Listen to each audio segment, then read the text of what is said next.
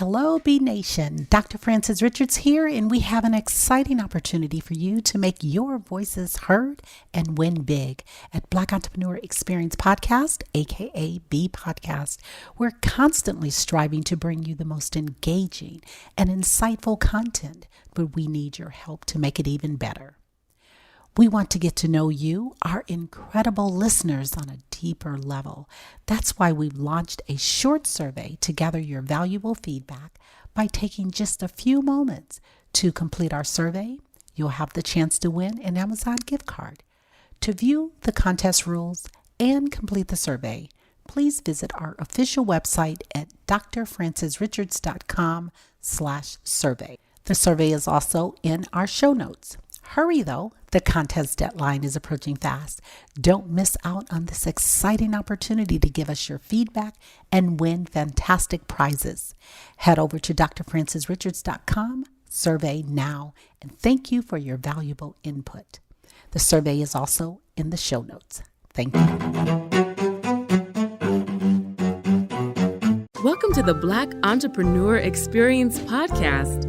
Inside the business, buzz, and brilliance of Black entrepreneurs. Here is your host, Dr. Frances Richards. What happens in Vegas goes all over the world on Black Entrepreneur Experience, episode number 393. Thank you for joining us as we elevate the Black Entrepreneur Experience by interviewing CEOs, thought leaders, innovative thinkers, and Black entrepreneurs across the globe. I'm your host, Dr. Frances Richards.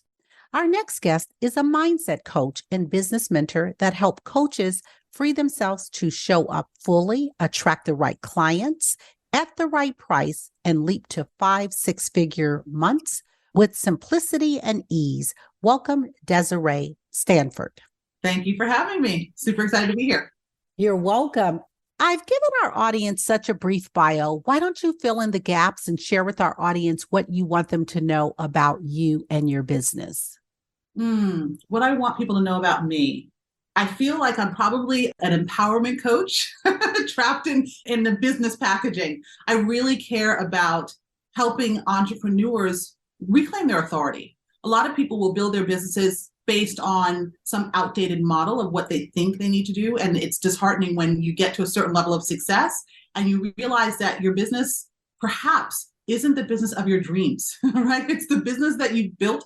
You've made some money, but there are a lot of hiccups, if you will, and you feel like you're the bottleneck. And what I love to do with my clients is really help them take a step back, reevaluate, and really get clear about the vision that they have for themselves and then build the business around that. That doesn't mean we have to tear everything apart, but it does mean that you have to show up differently. You have to literally prioritize yourself, and you can make a bigger impact and more income when you do that as well. Talk about that aha moment when you knew that you were going to be successful in your business. That's a great question. I think the aha moment was when I finally stopped telling myself the story that I was a failure.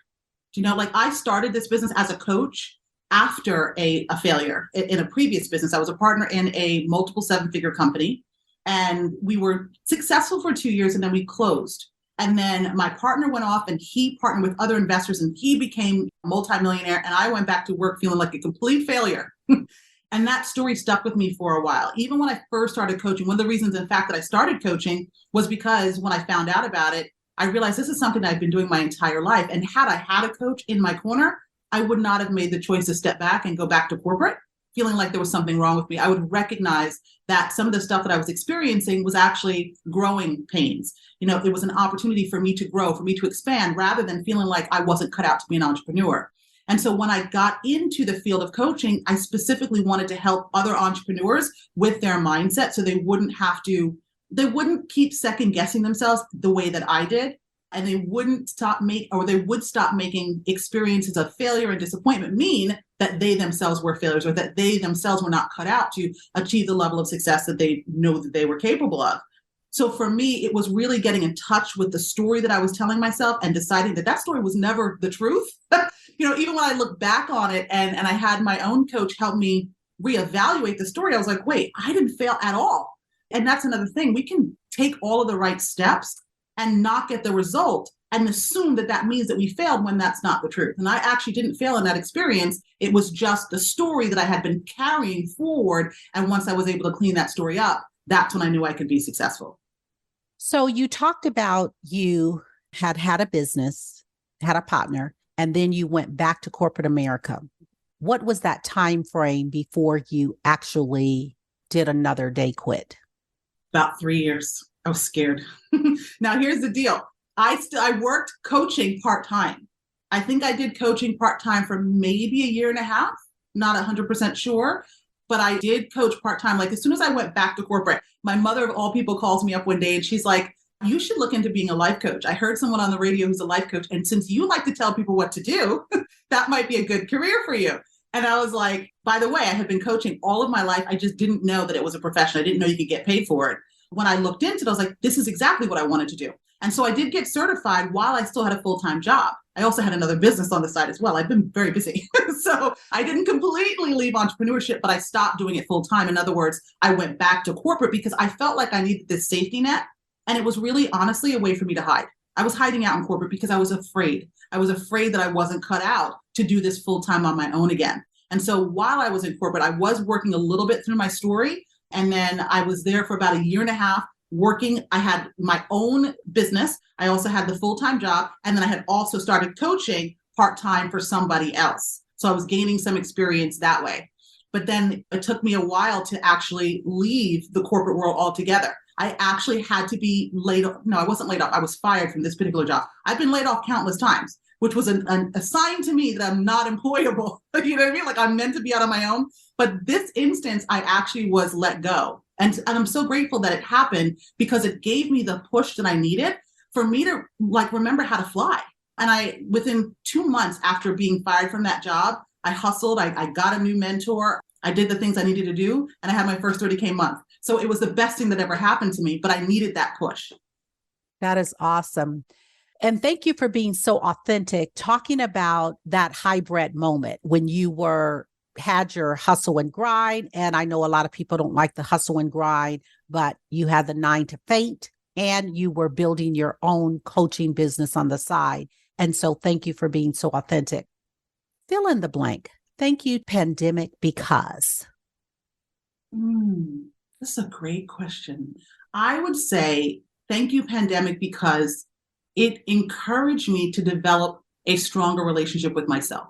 I had already been working on that, but when you don't have the ability to move about and distract yourself with everything that's going on around you, in my case, it really encouraged me to look within. It really encouraged me to do some deeper work within myself to reinforce that relationship, I would say, with myself, which actually helped my business flourish even more. Because when things change in the world and you can't do things the way that you normally do it, it's either going to cause you to grow or it's going to cause you to shrink, right? And so in my case, I'm so grateful that I had the support that actually encouraged me to really grow. Talk about your ideal client. I love entrepreneurs who are ambitious. It's my thing. I love people who care about making more money, yes, and also making a bigger impact.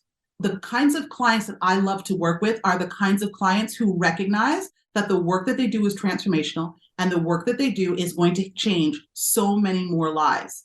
It's really important to me that my clients recognize how important they are, that my clients recognize how much they matter, that my clients realize the massive value that they're adding to their clients' lives. So many of the people that I work with are smart, they're intelligent, they are hardworking, they will bend over backwards, right, to serve their people, but they also often struggle to really appreciate and celebrate themselves. And so the work that I love to do with my clients is helping them create a little bit of a balance there, right, between wanting to make a bigger impact, but realizing that you've got to pour into yourself first, realizing that you actually have to prioritize yourself. You have to please yourself first. And the more you do that, the more you actually have the bandwidth to serve your clients and the world at large more powerfully. There are so many brands and businesses that are dominating. Talk about a brand or business that's dominating that you admire and why. This is a little bit challenging for me because I don't pay much attention to a lot of the brands. I might say Apple because everybody talks about Apple. And what I know about Apple is that it's really for innovators. It's really for people who think outside of the box, which I love. I love people who are We could call them disruptors or rule breakers, people who are not satisfied with the status quo, right? People who know that they are capable of making a change in the world and are willing to go for it. Those are the kind of people who light me up. So any brand that represents that, I would be aligned. Well, not necessarily automatically aligned with, but I would be much more inclined to pay attention to. You talked about fear. How did you overcome your fear? Fear is something that I overcome every day, right? I think fear is something that is normal. And I think a lot of entrepreneurs really need to understand that, because we tend to think that if we're afraid, it means that we should stop. It means that something is wrong. But it's our brain, it's basically our brain working for us, right? It can also feel like it's working against us, but our brain is designed to protect us. So our brain is going to look for things that cause us to feel fear. And then it's our opportunity when we do feel that fear to untangle whatever story we're telling ourselves so we can come back to truth, so we can come back to a feeling of safety, which we get to create for ourselves within. What is the biggest impact you're making daily? I'm going to say that my biggest impact is allowing myself to be the best version of myself. And that helps me serve my clients more powerfully. In other words, it helps me model for my clients what that looks like. And then they do that. And then they model that for their clients. And then they model that for their clients. So I believe that our purpose as individuals is to expand. I believe that our purpose is to play a bigger game. And I believe that the more we're willing to do that, and it takes courage to do that, right? Because there's so much conditioning that says it's not safe, it's not okay, who do you think you are, that kind of stuff, you're too much, you're whatever the case may be. I believe that our real work in this world as individuals is to challenge that conditioning. It's to challenge that narrative and to have the courage to be more true to ourselves. And the more we do that, the more we inspire other people to do the same. And that's where we get all the innovation from, and we get all the things that help make humanity a better place, or better. What is the best decision you have made as a leader? Learning to trust myself. I would say that's probably the best decision. And I think so many of us, that's what we want. We want to come back to trusting ourselves, being true to ourselves. I would say absolutely that's the best decision I could ever make, right? Because the more true that I am to myself, the more that I trust myself, the more I serve. I think that I believe that that's what we're here for. Alluding to what I mentioned earlier, I believe that service is a huge part of, at least for the people that I work with, we care about purpose, we care about mission, right? So for me, when I am trusting myself, when I'm being true to myself, then I can show up as that leader that I need to be. And I can make the impact that I really care about making. What is the best advice you were ever given? I've gotten so much advice. So let me think about this one. It might be just believe. Yeah, just believe. Believe. In other words, believe in yourself. Yeah. What is your zone of genius? I feel that my zone of genius is helping my clients tap back into their zone of genius and untangling whatever stories are preventing them from showing up fully as the leader that they want to be. And I want you to talk to a younger you. What advice would you give to a younger Desiree? Trust yourself. It would keep coming back to that. It would come back to trusting yourself, because I think that's what sends so many entrepreneurs astray, right? Like we're constantly following someone else's, this is how you do the thing, rather than really trusting that we know how to do the thing. So I really believe in trusting your own inner guidance. It's a huge part of the work that I do with my clients, is helping them tap back into that inner guidance, because that's what's going to help you get the results faster and easier anyway, and actually enjoy yourself more, right? And I think that it's a kind of freedom that we're all looking for as well. So I would tell myself, trust yourself. I would tell myself to keep going no matter what. I would tell myself, you've got this. I would tell myself anything that I could tell myself to encourage myself. I would tell myself that any thought that I have about myself that doesn't feel good is not the truth. I would tell myself these things. I would tell myself that I matter. I would tell myself that I make a difference. I would tell myself that it's okay that some people aren't going to like you. As long as you love yourself, you're going to attract more people who do love you. Like I would tell myself all of those things that would encourage me to keep going and keep growing. You have many successful stories of clients, and only share what you feel that you can share. You don't have to share the name if you don't want. Tell us a story of one client that really stands out and how you help them. Okay. So all of my clients, I will say that I'll narrow it down to one, but I will say that many of my clients have this story in common, which is why I'm going to start here. I worked with a client not that long ago, and she was making about $2,000 a month. Brilliant person. And she was working really, really hard and could not figure out why she could not get to 10K a month. And we partnered together. And one of the things that we worked on was her self-concept. It was her being able to see herself as the person who could make more money. We did that work. And within 6 weeks, she went from averaging $2,000 a month to making almost $60,000 in such a short time frame. So we worked on her self-concept, number one.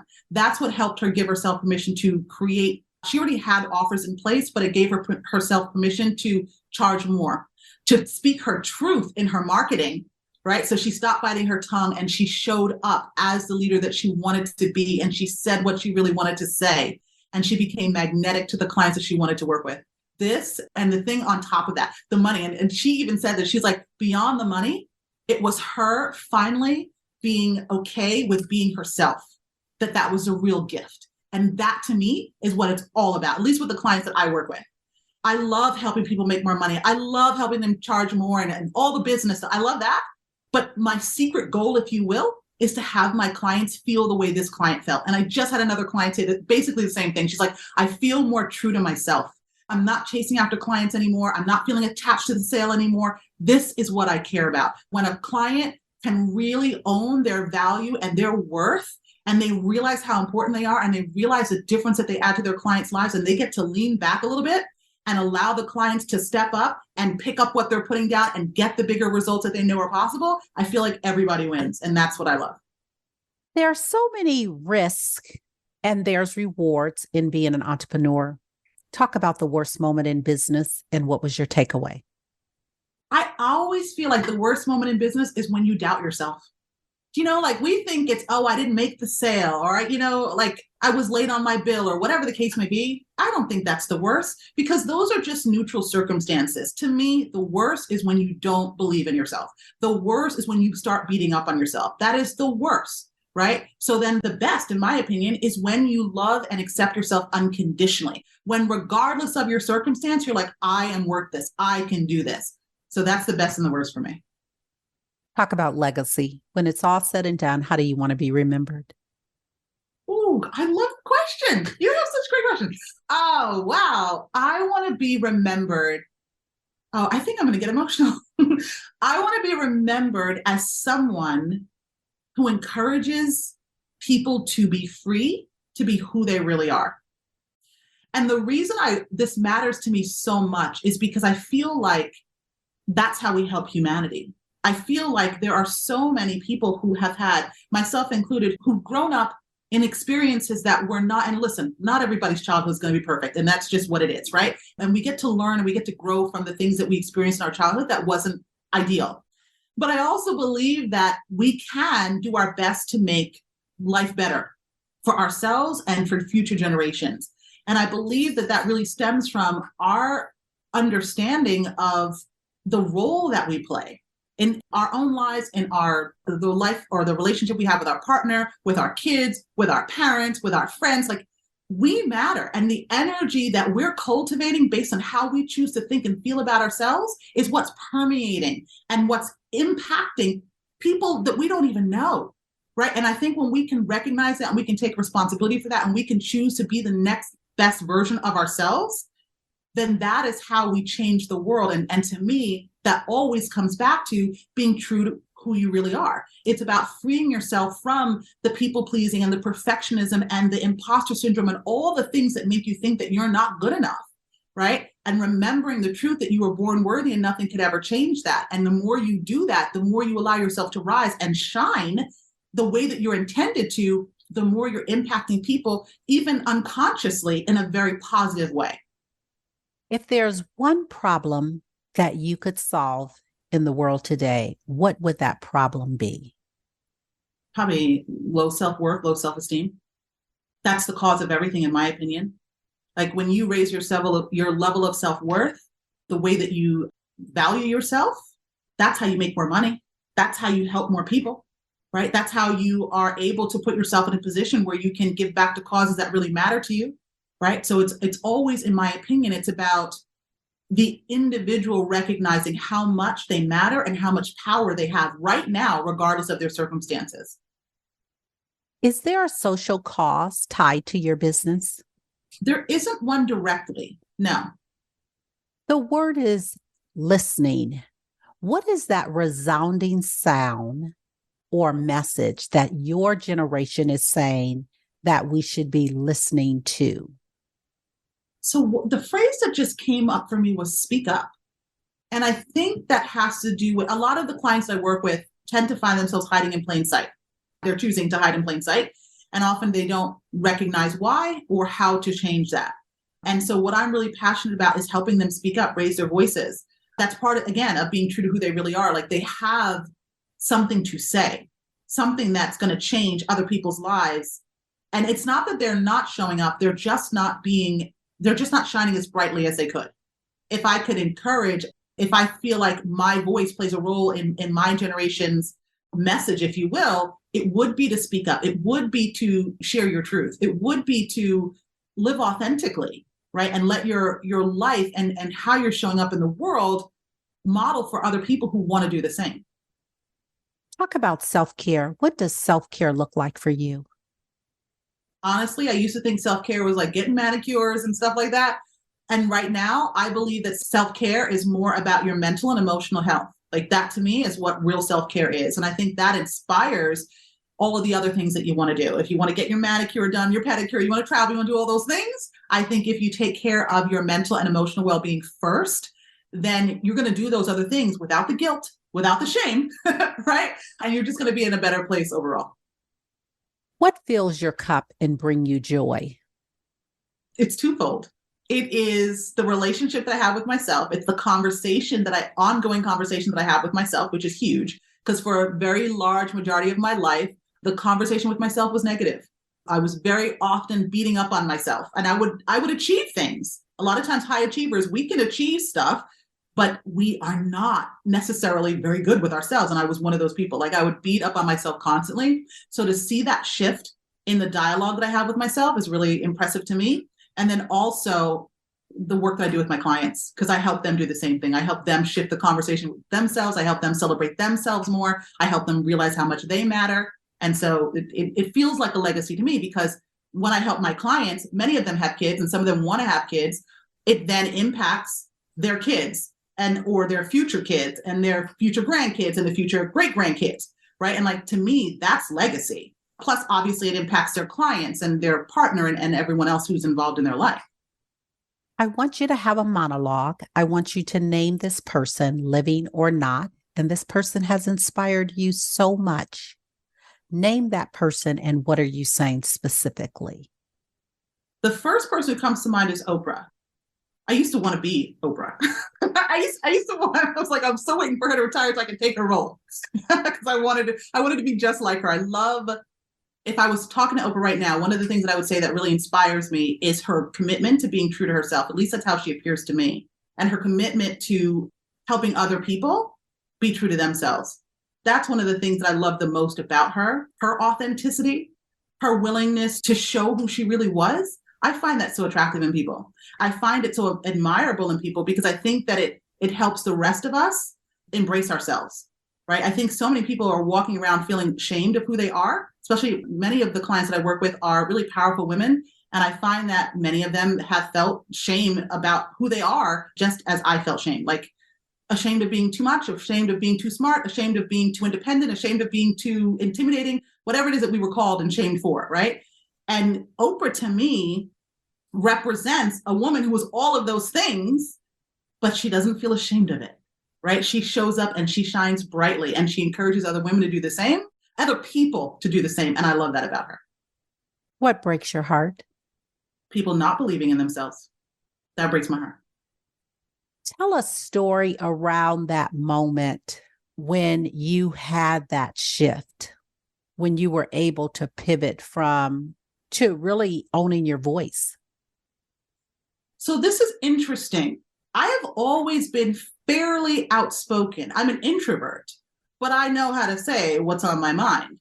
I would say that What was interesting about it, though, was I would say what was on my mind, but because I often experienced so much pushback of being too direct, all these kinds of things, the judgment that I got because of it, while I would speak my truth, I felt very unsettled speaking my truth. I didn't like myself for speaking my truth, right? Like, because most people didn't like it.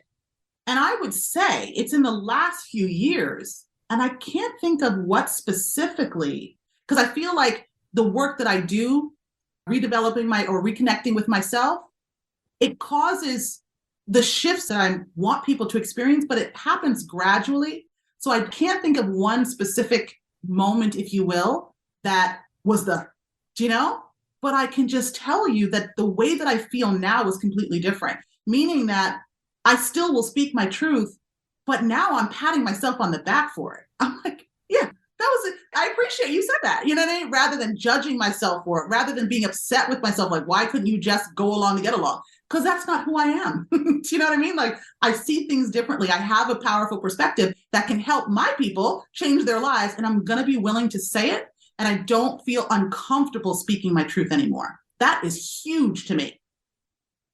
What was your biggest win over the last 30 days? Specifically comes to mind because I wouldn't call it my biggest win. I feel like every day getting up and showing up as myself is a win. So it doesn't feel like this big thing. It feels like, well, it's kind of a big thing, but it's not one thing. It's me being me. It's me showing up the way that I want to show up every day. That to me is my biggest win, if you will. I used to look at my wins as my accomplishments. I used to look at my wins as how much money I made, how many clients I signed, those kinds of things. I don't see my wins that way anymore. To me, my win, I win every day if at the end of the day, I'm proud of how I showed up. How do you celebrate your wins? Usually it's with conversation with myself. Sometimes it's going out to dinner. Sometimes it's going on a trip. It could be so many different things. But I think for me, the primary way that I celebrate my wins is my self-acknowledgement. It's me giving it to myself rather than waiting for that pat on the back, rather than waiting for someone else to validate me. What is the message someone is listening to this interview? What takeaway do you want them to take from this interview? I would say, trust yourself. I would say that. I think I say that a lot because that's an area where I struggled the most and where a lot of my clients have struggled the most. Brilliant, smart, well, I keep saying the same thing, but smart, willing to work hard, those kinds of women who, and men as well, who will give everything their all, but there's still this feeling of it's not safe to be who I really am. It's not safe to trust my big ideas. It's not safe to ask for what I want. And I really want the message to be that it's always safe, that anything that you might have experienced, any circumstance you might be going through right now has no bearing on what's possible for you. And the way that you're going to move through it and you're going to get to the next level, whatever that might look like for you, is if you do trust yourself. And that does take work. It's not you just say it and you trust yourself, right? Like you have to work at untangling whatever stories get in the way. And quite frankly, those stories will bubble up usually on a daily basis. So you've got to be doing the work to manage those thoughts and to manage your emotions around it so that you can trust yourself and you can move. You can make the big, bold moves that you're here to make. And take us down the client experience. If someone works with you, Desiree, what would they experience? Well, the first thing is we're going to get clear on their vision, right? I like to go for the big vision. What's the thing that you want? Right. And then we need to figure out, why do you not have it yet? What are you telling yourself? So this is how we start to look at what's a new identity that we have to craft. What's the identity we have to let go of? And what's a new identity that we have to adopt so that you then become a match to the vision? In other words, you then feel like you can actually realize this vision. And then because of the way that I work with my clients and helping them grow their businesses around their lifestyle, we will look at that. What's the desired lifestyle? And then how do we shape your business model that allows for that so that the business is built around you rather than you being the last person on your list? And oftentimes that looks like increasing their prices. Most of my clients desire to have a streamlined business. So they don't want a whole bunch of employees. They don't want a whole bunch of products. They don't want to spend a lot of money on all these different things that overcomplicate their business. What they really want is to make a lot more money, make a bigger impact, and have more time for themselves and their families, right? So that's what I like to help them do. So we look at the business model and how we can redesign that and what's the pricing that feels aligned in consideration of the lifestyle that you want and the value that you add to your clients' lives. And we build the offers based on that. And then it's also the marketing. How do we then go out into the marketplace and help you really speak your truth unapologetically and communicate the value so powerfully that people show up ready to buy, right? And then how do you work through sales conversations with people, whether you're selling over the phone or whether you're selling in DMs or emails, right? Like, so I do all of that stuff with my clients. And then I would say probably the biggest part, which supports the identity, is helping them master their energy on a daily basis. So this is sometimes evaluating what happened in a sales conversation. Sometimes it's evaluating, if you haven't made a sale this week, what happened and what do we need to do differently so that you can make a sale next week? So it's looking at what's going on and helping the entrepreneur manage their mental and their emotional state so that they maintain the energy that's a match to them, number one, showing up fully and also achieving the results that they want. So what can we do to support your business? I would say if you know anyone who desires to grow their business in a very streamlined way that is based on them being true to who they really are, send them my way. And how would they connect with you? How do they send the client your way? Sure. So my website is powerhouseunleashed.com. I also am very visible on Facebook as well as LinkedIn. And I am also on Instagram, but I don't really know that platform very well. What is the first wound that you experience with a boss or a leader? Well, I can think of one experience. I remember when I had gotten promoted to an HR position and I had no HR experience. That's another story. But I was very ambitious and I walked myself down to the HR department and I said, listen, I need another position because I'm really burnt out on what I'm doing right now. And this is when I used to work in hospitality. I was a front desk agent and I had done it for too long and I was so bored. And I walked down to HR and I said, you have to find me something else to do because otherwise I have to leave because it's not challenging me anymore. And the HR manager took that to the director of HR. And long story short, I was given a position in HR as a generalist. And I remember when I got that position, I had no support from the HR manager. And she would often leave me in the office without any direction. And we're dealing with human resources. We're dealing with people's serious issues, you know what I'm saying, with their employment and things like that. There's legal stuff involved and whatnot. And I had no idea what I was doing. And I remember maybe the first week going into the bathroom and just crying. Like, I felt like she set me up for failure. And I remember pulling myself together. I was like, Desiree, you're going to pull yourself together and you're going to figure it out. And I marched back into that office and I feel like I was like the rising star because I did figure it out. And I think that those kinds of experiences, I think I alluded to this before, those kind of experiences can make us or break us. So while we don't necessarily want to experience challenges, I find that if we have the right skill set, we have the right mindset, and we also have the right skill set, we understand how to deal with our emotions, then there's no challenge that can actually break us. Might make us feel a little bit weak, might make us feel a little bit like a victim in the moment, but then we remember who we are and then we rise. And I think that was probably one of the most memorable. I'm sure there were other challenges or wounds that I've experienced, but that was one of the most memorable because what I was able to do was turn the wound into wisdom. I was able to use that experience as an opportunity to connect back to my truth and pull the wisdom out of it. Like, remember, who are you, Desiree? What are you capable of? And what can you do? What do you have the power within your control to do right now? And that's what I leaned into. And I rose in that position. In fact, I only had that position for about 6 months because they ended up terminating that position. And while I was in that position, I had given a presentation at one of our sister properties, and I was hired at the sister property as a manager once that position went away. So everything works out for you if you trust that. If you lost everything, Desiree, and you had 30 days to rebuild, what would you do? What industry and why?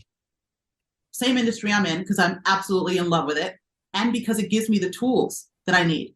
One of the things that I love about, I'm a coach and a mentor. And one of the things that I love about that is we get paid based on the value that we add to our clients' lives. And how do we create value with this, right? By understanding where our clients are. We have to become an expert in our clients. We understand where the client is. We understand where the client wants to go. And then we understand what our unique genius is that helps bridge that gap between where the client is and where the client wants to go. So you don't need anything to do that. You can run your business from your phone. You can run your business from your laptop. You don't need an office. You don't need a team. You don't need anything other than the ability to understand where your clients are, where they're wanting to go, and your unique solution to helping them get there, which is based on your zone of genius. So you don't need anything outside of yourself, right? And then your ability to communicate that value, which is not a difficult thing to do on social media. Social media is a free opportunity for you to make a lot of money helping people change their lives. Like, it's the best thing in the world. So that's what I would do. Let's talk about becoming Desiree Stafford. How did you become? It's an ongoing process, but I will tell you that I have not become by myself. I have become with the support of other coaches and mentors, with the support of the right coaches and mentors. I want to say that because sometimes we can partner with people who aren't the right fit. So you have to be willing to experience the growing pains. And I know that a lot of people will say that business is so hard, and business can be challenging. However, life can be challenging. Right. So when I think about the kind of business that I run, and I know that my business isn't life or death, I'm not a surgeon, like I'm not a brain surgeon or anything like that. Right. But I do realize how powerful my work is. And so because of that, I am willing to, number one, do the work for myself. And then that gives me more confidence, more belief in what I do that allows me to really do the work powerfully with my clients. And I believe that when we understand how valuable our work is, then when we understand how valuable our work is, you can't stop clients from buying from you, right? But you've got to own that value first. And I think so many entrepreneurs are not doing that. They're allowing the challenges. They believe that the challenges are bigger than they are, but the challenges are not bigger than you. You are always bigger than anything that's coming before you. And the work, in my opinion, going back to what we talked about before, about our purpose being expansion, your work is to expand. Your work is to see the circumstance that's in front of you and choose to rise anyway, right? And I think that, to me, is the most powerful thing. So if you're ever like a sales slump or anything like that, it's not because of the economy. It's not because people don't want to buy from you. It's because of how you're thinking and feeling. And you can shift that, and you can shift it fast. Right now, it's a daily practice, right? But you have to be willing to do that work. And that's how I become. Like, for me, becoming is an ongoing daily process. It's not a one and done thing. It's not like, oh, I just woke up like this today, and that's just how it's going to be for the rest of my life. Who we're being is a practice, right? And you've got to continue in that practice. If you conducted this interview, what is the one question you would have asked yourself? I want you to ask the question and answer it. So the question that comes up is, what's awesome about you, Desiree? And I would say what's awesome about me is that I know how to own my awesome without making that mean that other people around me aren't awesome too. To me, the confidence that I strive to share, if you will, or to model, is that we can all be great. That I'm not great because I'm standing on somebody else, or I'm not great because somebody else isn't great. I think we're all great in our own way. I think we all have a unique genius. I think we all have unique value to add to the world. I love this in other people. And I also love that I do this in my own world with my own clients, which is accepting that I am great and also leaving space for other people to accept and appreciate their greatness as well. Who are your top 2 influencers or mentors, and what lessons did they teach you? Okay, so Oprah comes back again, and Brene Brown is also coming up. We talked about Oprah, and I think she's extraordinarily inspirational, and her willingness to be authentic. Oh, I have so many. Now I'm like Ian Levin. There's so many that I want to talk about. But these are all women, in my opinion, who are so courageous to live their truth. That's what I love. I love people who are courageous. And I will say specifically women, and not that I don't appreciate a lot of men out there, I do. But I feel like, especially as a strong woman, I think we have had a lot of pushback. Like the words that I have been called that I won't repeat here, because I was strong, because I believed in something. Do you know what I'm saying? So I really appreciate when a woman is strong and she doesn't hide it. And she can show up and she can be all of who she wants to be. She can shine and not feel like, it's not that other people aren't going to be intimidated. Some people will always be intimidated, but she doesn't make that mean anything about her. She doesn't let that be a reason for her to shrink. I love women who are willing to shine brightly, and people who are not okay with that, that's okay. Right? I love the fact that Brene Brown, I like how she talks about shame, and I love how she talks about vulnerability. I love Iyanla because she really talks, in my opinion, about personal responsibility. I love those kinds of conversations because I think that those are the kind of conversations that can really change the world. I think if each individual would take more personal responsibility, we would stop hurting each other as much as we do. It's not that we can't. It's not that we won't ever do things that cause harm to other people unintentionally, but if we could take responsibility and we could clean that up, I think the world would be a better place overall. We've come to the part of our interview. It's called the Rapid Round of Fun. I'm going to ask you a series of questions that I'd like you to give me very quick answers. If there's something you desire not to answer, feel free to say pass. Are you ready for the Rapid Round of Fun? I'm ready. I'm as ready as I'm going to be. Your ideal car?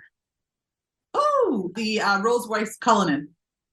What is your comfort food? Some kind of ice cream, like sea salt. No, Ben & Jerry's Netflix and Chill. That's my new one. The last movie you saw? Oh, geez. I don't remember. It was something funny, though. Oh, Horrible Bosses 2. You relax doing what? Probably reading.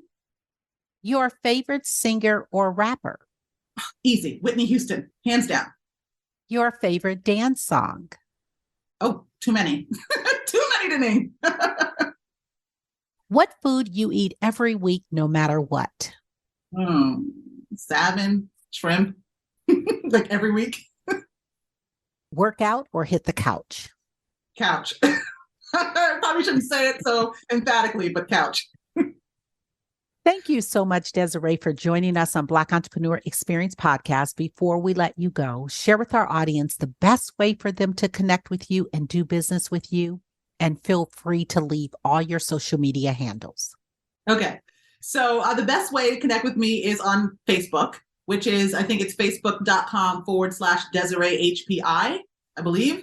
And then I'm also on LinkedIn, which is just the LinkedIn /IN, I believe, /Desiree Stafford. And then my website is also a great place to reach me, which is powerhouseunleashed.com. And there I also have a free gift if anybody's interested. There's a free masterclass as well.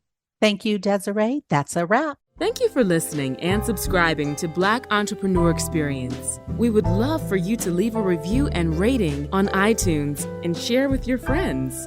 For show notes and more episodes, go to www.beepodcast.com. Join us next Wednesday, and remember, green is the new black. So keep your bank accounts and your business in the black. Hello, B Nation. Dr. Frances Richards here, and we have an exciting opportunity for you to make your voices heard and win big at Black Entrepreneur Experience Podcast, aka Beepodcast. We're constantly striving to bring you the most engaging and insightful content, but we need your help to make it even better. We want to get to know you, our incredible listeners, on a deeper level. That's why we've launched a short survey to gather your valuable feedback. By taking just a few moments to complete our survey, you'll have the chance to win an Amazon gift card. To view the contest rules and complete the survey, please visit our official website at drfrancesrichards.com/survey. The survey is also in our show notes. Hurry though, the contest deadline is approaching fast.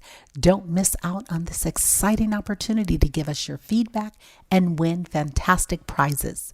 Head over to drfrancesrichards.com, survey now, and thank you for your valuable input. The survey is also in the show notes. Thank you.